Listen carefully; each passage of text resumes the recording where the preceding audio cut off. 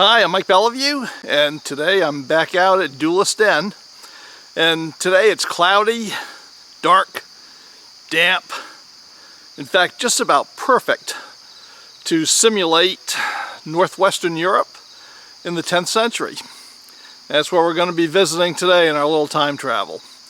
And our subject today is going to be the Ulfberht Viking sword. Now this sword is made by Windlass Steelcraft in India, and it's imported into the United States by Atlanta Cutlery.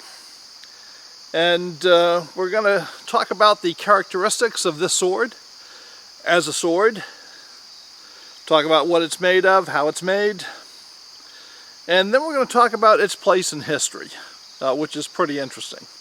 So buckle up, because today we're going to be taking a look at the Windlass Ulfberht sword. Alright, so let's talk about the Ulfberht sword. And as I said, this is made in India. It's made by Windlass Steelcraft. The steel in the blade is 1060 high carbon steel, a good sword steel. The blade is good and stiff. It's 30 1/4 inches long. The grip is 4 1/4 inches, so it's very filling with the hand, which is as it should be. It has the famous Ulfberht inlay. I'll talk more about this later. I think this is just etched in, not really inlaid. And then on the back side, as the Ulfberht swords had, it's got this geometric pattern that means nothing as far as anyone can tell. So it's got Ulfberht and the two crosses. It's sharp, that's why I'm wearing gloves. Sharpening this is an option. So basically they would come dull, you pay a small fee to sharpen it, and it's quite sharp.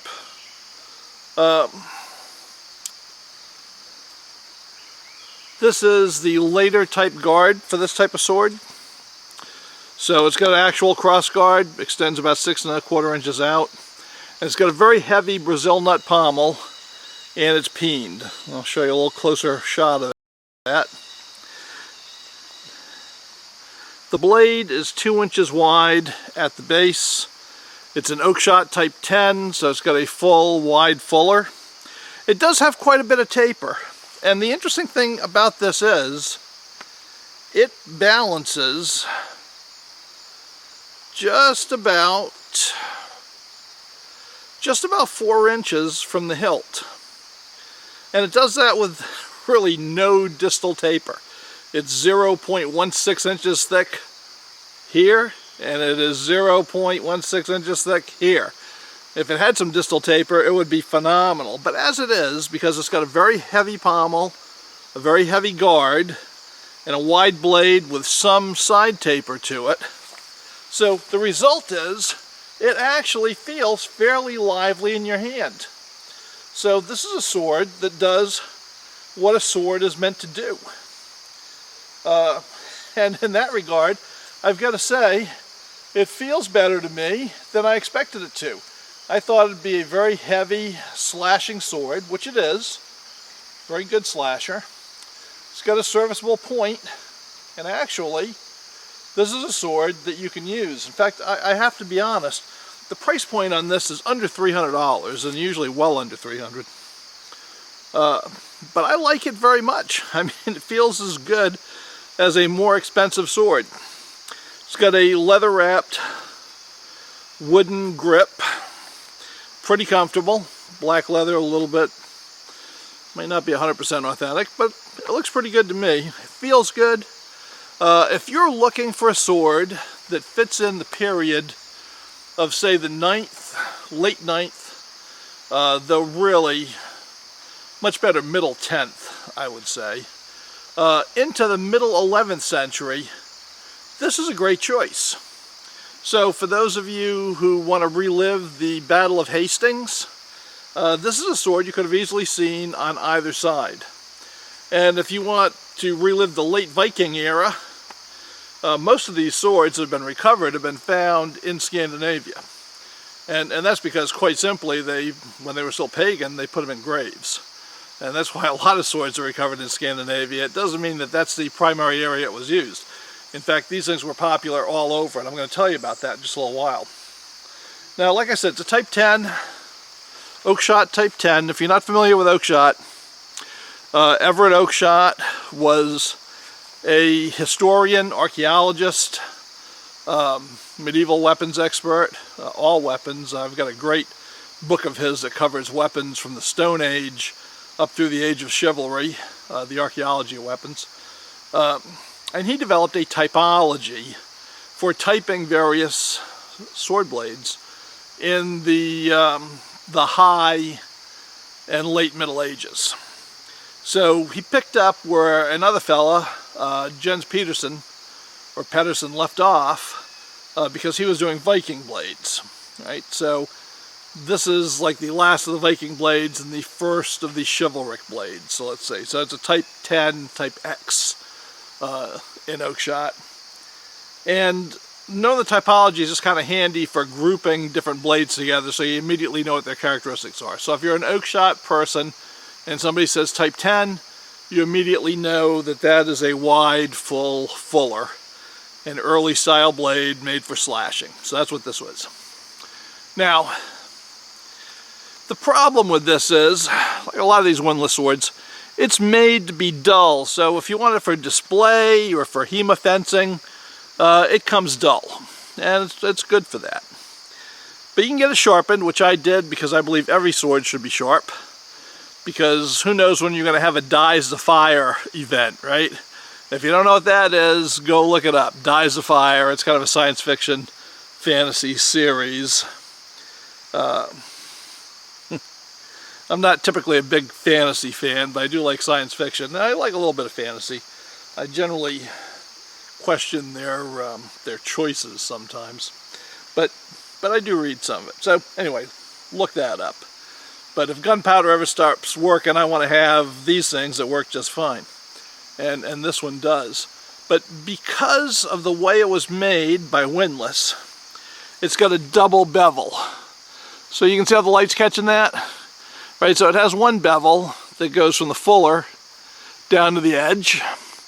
And on a real medieval sword, that is the sharp edge. But on these, they put them on a grindstone or a sander, and they grind on a second edge with the actual sharp edge to it. And that's not the historical way of doing it. It works just fine, except it won't hold the edge as long. And you can certainly work it with a sander or a whetstone for a million years and get it down to a single bevel. I'm probably not going to bother. But lacking that, it is a pretty good little chopper. So that's basically the characteristics of this blade. It weighs about 3 pounds, which is about mid-range for a sword of this type. There are lighter ones, there are certainly heavier ones. It does not feel too awful point heavy. Like I said, it feels very good. It balances nice. It can be used for the thrust, right? Or it's a good chopper. So overall, pretty good sword. But it's not just an 11th century Brazil nut pommel sword. And this Brazil nut pommel, beautiful. Right? I mean, it really is distinctive in a world of wheeled disc pommels. These big Brazil nuts are just, I think, very classy, beautiful, heavy, and it contributes to the good balance of the sword. There's no doubt about it. But it's not just a nice 11th century sword. It also, in this case, is a replica of an Ulfberht sword. And I'm going to talk a little bit more about that. So the Ulfberht sword has a pretty high fun quotient for just backyard cutting. And why not? Why not? Okay, so I'm going to tell you, as an American, I get to shoot guns, and I love shooting guns. And there's no doubt that shooting clay birds is a great way to relieve stress. But you can't really do it in your backyard unless you got a backyard like this, which most people don't have. But one of these Ulfberht swords is nice and quiet. And this is phenomenal stress relief. Believe me, it's just a rush. Well, the first known Ulfberht blade dates from 850 AD. And in that time period, it would have looked more like this sword. Right? A typical, what we would call Viking era sword, except it would have had Ulfberht right across here. So they would have looked like this, but of course they would have had something that this sword did not have. They would have had Ulfberht inlaid right across the blade of the sword. And what we've got here may be the first example of an international trademark, of international branding. God bless Ulfberht, because he was obviously a man of genius and way ahead of his time. So, like I said, the first known blade comes from about 850, and that's probably when the original Ulfberht was around. And these swords were still made in the mid-1100s. So, unless Ulfberht was the oldest man living in Europe at the time, this was probably a family concern that kept going because it was very successful. And these blades have been found all over the place. They've been found everywhere from Scandinavia to Ireland to Spain, you name it, they have found these guys. In fact, this sword is in a private collection, the original of this sword. And I believe it came from Spain where it was found. So obviously 9th century people were no dumber than us, right? So what made a sword popular besides just having Ulfberht engraved in the blade? Well, what made these popular were the quality.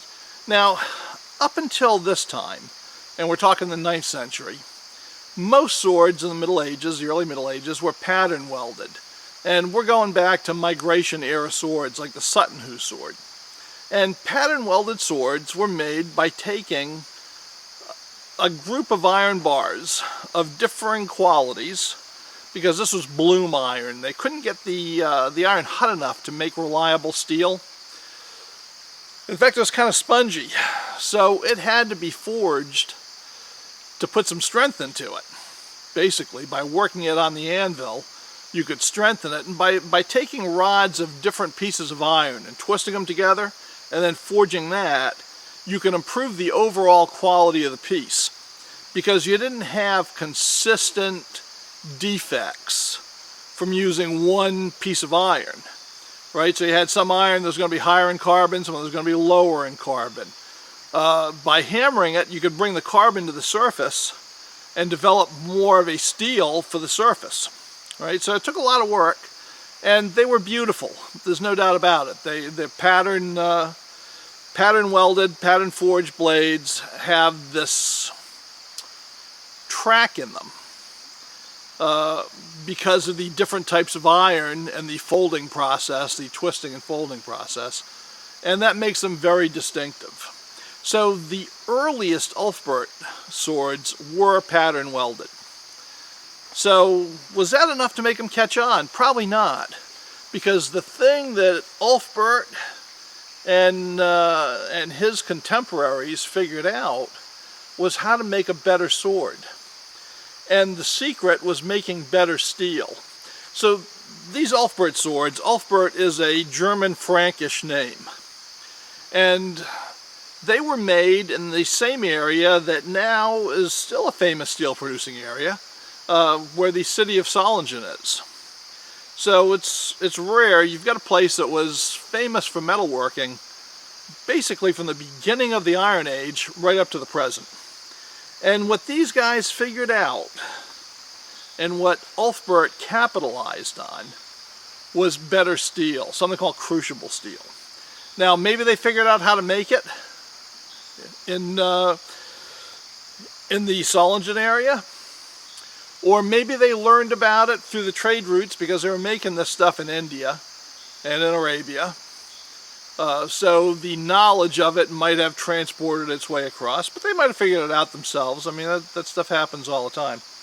But basically, instead of pattern welding iron bars that were produced at low heat, they were able to make real steel in a crucible, right, which is basically a cup, a ceramic cup, in a furnace that got it red hot, melted, infused with carbon, and then they would take that and bust it out of the mold, and they would have a billet. And they would work that billet until it was a sword. Right? And it was far superior to the pattern welded swords, which had a lot of soft iron in them. I mean, the idea with the pattern welded sword was you had a soft core and then a steel edge. So it would cut well, but it wouldn't be brittle, which is what you want. Of course, they would also bend and then break that steel edge, and there's a lot of problems with them, though they were beautiful and they were fantastic swords for the time. But with crucible steel, they could make a steel that was tough, it was resilient, it wasn't too brittle, and it would really hold an edge. And that's what made these things popular. Now what Mr. Ulfberht did, bright guy, is he took iron and he inlaid his name into the fuller of the blade.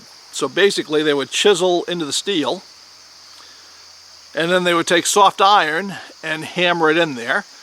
And of course they would chisel a little underlip and pound that soft iron in. It would fill in, then they would go through and sand it, file it, and polish it all down.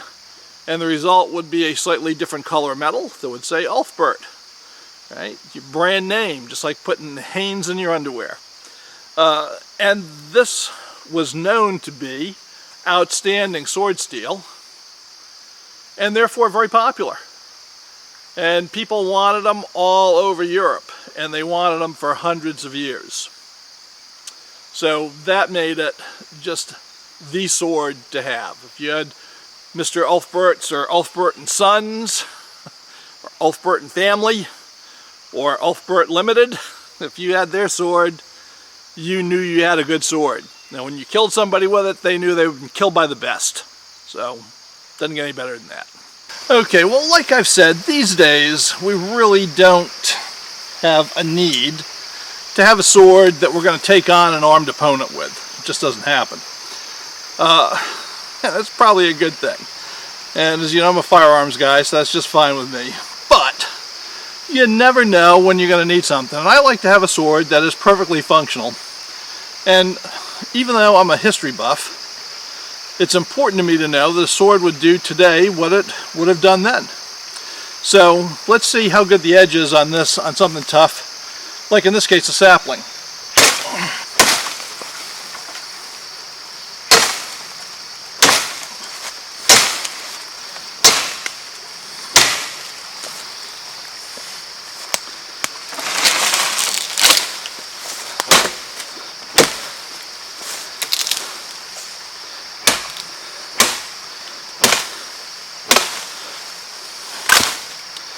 Okay, so let's see how we're doing. Alright, we've got no edge deformation at all. Still perfectly sharp. No nicks. No bending, no folding. Alright, that's exactly what you want a sword to do.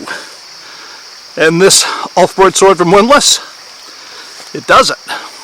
Well, a little while ago we cut down a small sapling, so let's see how that affected the edge of the Ulfberht sword. We'll see if we can still easily cut through a water bottle. And I would say that's a yes. Okay, well, that has been a look at the Ulfberht Viking sword by Windlass Steelcraft. I'm going to put a link down below to Atlanta Cutlery, should you want to order one of these. It's been pointed out I've been a little remiss on doing that on swords, and I probably should. So, anyway, I do get quite a few of my swords from Atlanta Cutlery. They don't give me any discounts or breaks, so believe me, I'm not sponsored. They just seem to have pretty good prices. So that's why I use them, and that's why I would recommend them. And they've got a pretty good selection. So this sword, as I said, a very good choice. Whether you're interested in the Ulfberht label, which to be honest with you, I was not so much, or you're just interested in a good quality 10th to 11th century sword, which is what I was interested in. And this sword is good if you want to do late Viking. It's good if you want to get a feel for the weapons used at Hastings on either side, right? 1066 and all that. This is a really good sword for that. And as you can see, it performs pretty well as just a handy little cutter. So I hope you like it, and I hope you like this video. If you do, you know the deal, give it a thumbs up. It helps us to get positioned better in people's queues for searches. There'll be more sword stuff coming up, more gun stuff coming up. Some military musket stuff is planned, which I hope you'll like. I'm waiting for that to come in, but I'm going to be probably doing a whole series on military muskets and the way they were used. And the next sword video I'm going to do is probably going to be an Oakshot Type 14. So from the mid 13th to the mid 14th century sword. And this is from Kingston Forge. It's pretty special, I think. I really like it. So that'll probably be the next sword video I'll do in a while. And then maybe after that we'll do the whole history of medieval swords. The other thing I'm thinking of, and one of the reasons is because I've been doing some research just in general, but I've been looking at the Beliveau tapestry panel by panel. I've got a book that goes through it all. And I find some of this stuff to be pretty interesting, and I'm thinking about doing a video that, I mean, won't necessarily be a specific sword video, but a video on lessons that I've learned from looking at the Beliveau tapestry. So if anybody's a history buff who might be interested in that, let me know. And if it seems like there's some interest, then I'll probably do it. If not, I'll just enjoy reading it myself. So, thumbs up if you like it. If you're not a subscriber, please subscribe. Love to have you. If you want to support us on Patreon, that's beautiful. I'll provide links below. If you don't want to, that's beautiful too, honestly. I don't care. And though I appreciate the support. We've got my website, MikeBeliveau.com, and I'm going to start putting some sword stuff up on there. It's been mostly black powder firearms up until now, reloading. But I think it's time to start putting some sword stuff up there too. So we'll diversify that a little bit. And if you go to MikeBeliveau.com, you can buy t-shirts and coronavirus face masks and sweatshirts and hoodies and all those goodies that all have the duelist on them. And that helps us to pay for the website because we don't take any sponsorship from anybody. And that just kind of keeps me independent, so I don't have to say things I don't really mean. So if that means something to you, like it does to me, I hope you'll support me. In the meantime, I'll see you next week.